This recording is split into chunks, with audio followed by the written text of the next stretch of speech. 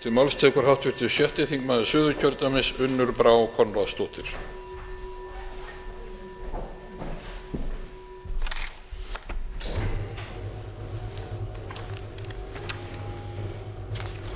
Hæstvirtur forseti.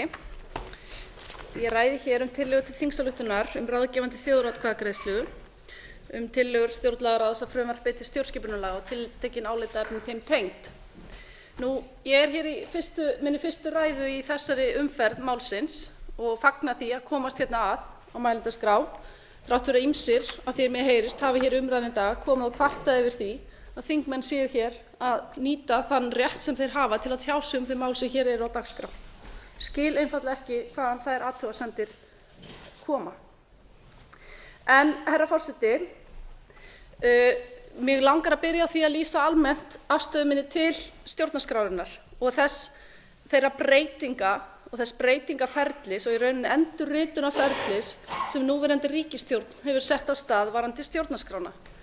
Ég hef miklar efasemdir það að þörf sé á svo viðamiklum breytingum á stjórnarskrá sem fjölmargir þingmenn hér hafa talað fyrir í gegnum á undanförnum árum og vil lýsa því hér með yfir að ég frekar íhaldssöm varðandi breytingar en tel þó rétt að þingheimur hér setjist saman yfir það hvaða ákvæði það eru sem að rétt og tímabært að endurskoða.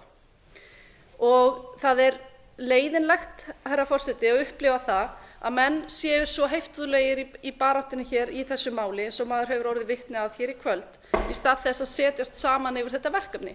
Vegna þess að við þingmenn höfum lýst því mörg hver hér yfir á tyllidögum lýsum við því yfir hversu rétt það væri að taka upp þau vinnubrögð að vinna saman hér í þinginu en þegar á reynir þá engin vilji til þess, þvert á móti. Og það mjög sorglegt að upplifa það og sérstaklega í þessu máli hér sem varðar sjálfa stjórnarskrána.